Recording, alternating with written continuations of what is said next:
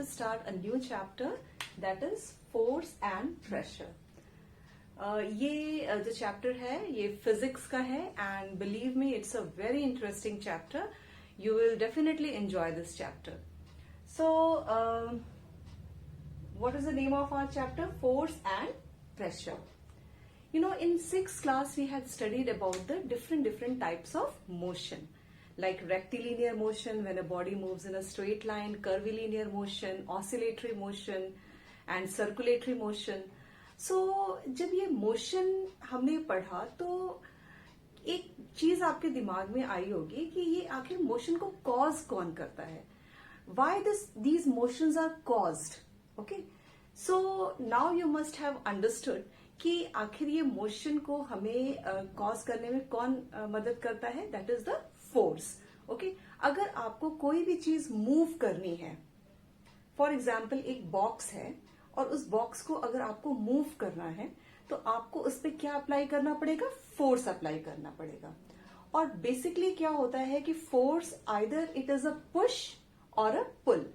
जब भी आपको कोई चीज मूव करनी होती है, जैसे हम फिर से बॉक्स का एग्जांपल लेते हैं, तो आपको या तो बॉक्स को ऐसे धक्का देना पड़ता है या फिर उस बॉक्स को अपनी तरफ से खींचना पड़ता है. तो बेसिकली आप जितने भी तरह के फोर्सेस देखेंगे या मोशन देखेंगे, they are basically because of push or a pull.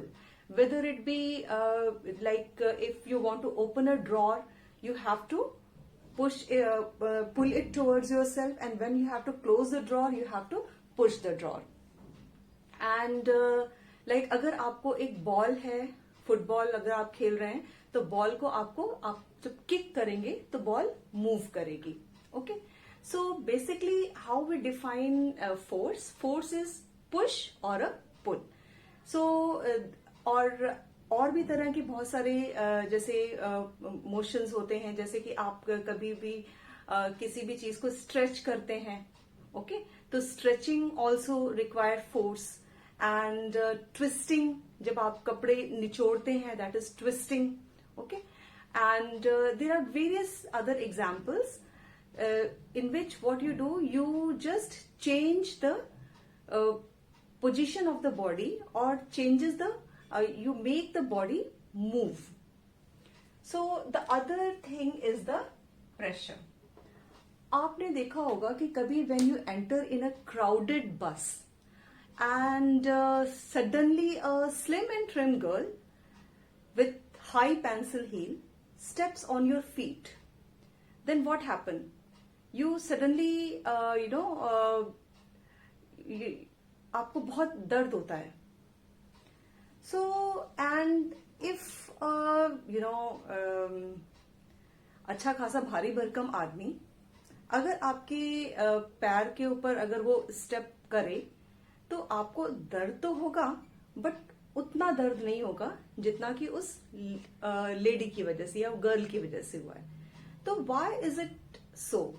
Why the girl with pencil heel is very dangerous as compared to heavy weighted man with broad shoes? So why is it so? We will study in this chapter under the topic pressure. So now next is force is due to interaction. Basically अगर हमें कोई चीज को move करना है तो हमें उसके साथ इंटरैक्शन करना पड़ेगा. दैट मीन्स कि हमें उसको टच करना पड़ेगा. फॉर एग्जाम्पल कि अगर ये हम एक बॉक्स मान लेते हैं, this is a heavy box.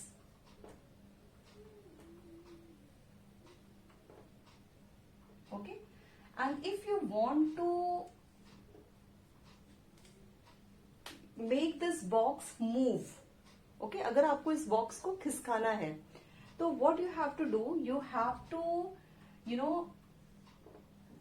Have to be in contact with the box. आपको उस बॉक्स के कॉन्टेक्ट में जाके उसको आपको पुश करना पड़ेगा. ऐसा नहीं कि अगर आप बॉक्स से दूर हैं तो आपका जो बॉक्स है वो अपने आप ही मूव करेगा.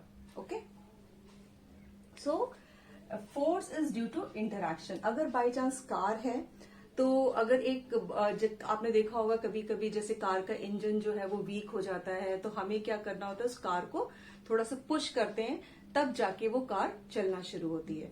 तो इसमें बेसिकली अगर वो एक मैन है, अगर वो कार से दूर खड़ा है और वो सिर्फ कार को देख रहा है, तो देखने से ही नहीं वो कार मूव करने लगेगी। उस मैन को पहले आके उस कार को पुश करना पड़ेगा। दैट मीन्स कि उस कार के कांटेक्ट में आना पड़ेगा, तभी वो कार मूव करेगी। तो बेसिकली जो फोर्सेस किस वजह से होते हैं? इंटरैक्शन। अगर कोई किसी चीज पे अगर आपको फोर्स लगाना है, अगर आपको एक फुटबॉल है, उसको अगर आपको मूव करना है तो आपको उसको किक करना पड़ेगा। Okay, so forces are because of interaction. So this topic is clear. Now next is force have magnitude as well as direction. What is magnitude? This magnitude is the strength of the force. Like अगर आप जैसे अगर आप कोई भी चीज लेने जाते हैं तो उसका वेट करके देखते हैं, आपको 1 kg चाहिए, 2 kg चाहिए, 3 kg, तो वो 1, 2, 3 kg ये उसका क्वांटिटी डिसाइड करती है किसी चीज की। इसी तरह से फोर्स का स्ट्रेंथ, कितना ज्यादा फोर्स है, तो उसको हम कैसे डिसाइड करते हैं? उसके मैग्नीट्यूड से। That means 10 Newton, 20 Newton, 30 Newton. And what is this Newton? Newton is the unit of the force. That means कि जैसे कि हम वेट को केजी में डिफाइन करते हैं, केजी में हम उसकी यूनिट होती है, इसी तरह से हमारी जो न्यूटन है, it is express in force is express in Newton. Okay, so अगर हम बात करते हैं कि 10 न्यूटन फोर्स हमने अप्लाई किया किसी चीज पे, तो this 10 Newton is the magnitude of the force. Okay. So now next is force applied on an object in the same direction add to one another. अब इसको समझने के लिए क्या है कि आपको देखना पड़ेगा। हम एक एग्जाम्पल लेते हैं। This is a box.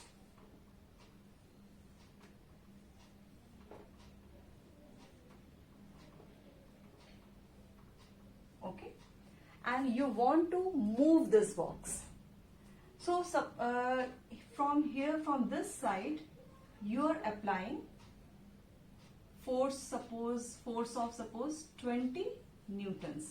आपने 20 newtons का फोर्स जो है यहाँ पे अप्लाई किया to make this box move.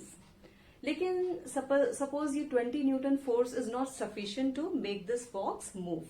आपको सपोज इसको मूव करने के लिए कितने न्यूटन चाहिए? 30 न्यूटन। दैट मीन्स कि बॉक्स हैवी है, अगर आप 20 न्यूटन फोर्स लगाओगे तो बॉक्स नहीं मूव करेगा, उसको 30 न्यूटन फोर्स चाहिए उसको मूव करने के लिए। तो आपका एक फ्रेंड आ जाता है और फ्रेंड को बोलता है कि चलो मैं आपकी हेल्प कर देता हूं, तो फिर वो भी क्या करता है कि इस बॉक्स को मूव कराने में आपकी हेल्प करता है, और वो भी कितना फोर्स लगाता है?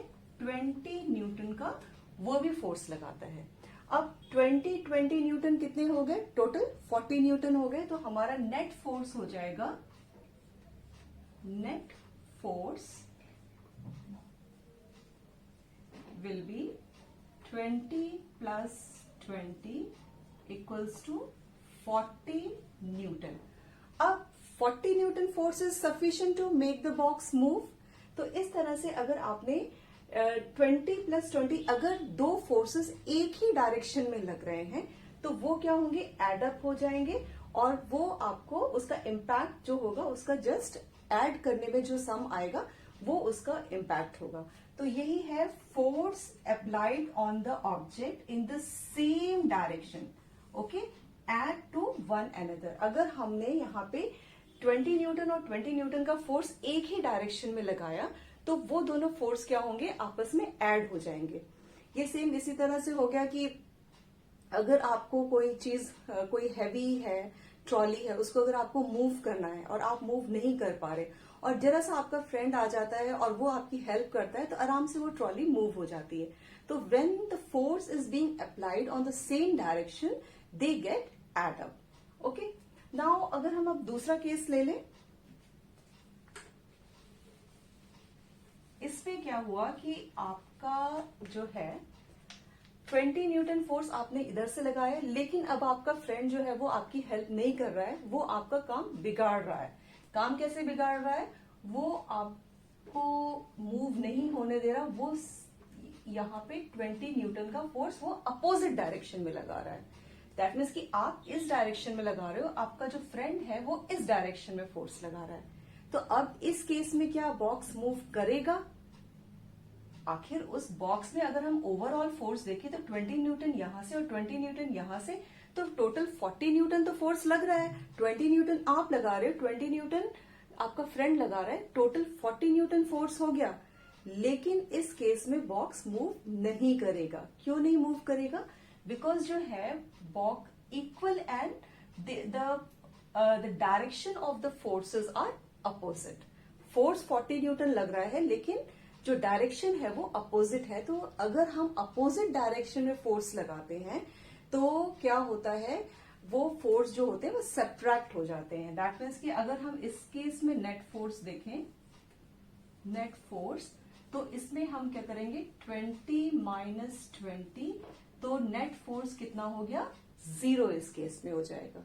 ओके, लेकिन अगर बाई चांस आपका जो फ्रेंड है वो आपसे ज्यादा ताकतवर है, उसने क्या किया कि यहाँ पे 30 न्यूटन फोर्स लगाना शुरू किया अपोजिट साइड से, तो आपका ये जो बॉक्स होगा धीरे धीरे धीरे धीरे इस डायरेक्शन में, मतलब कि जहां से आपका फ्रेंड फोर्स लगा रहा है उस डायरेक्शन में ये मूव करना शुरू कर जाएगा।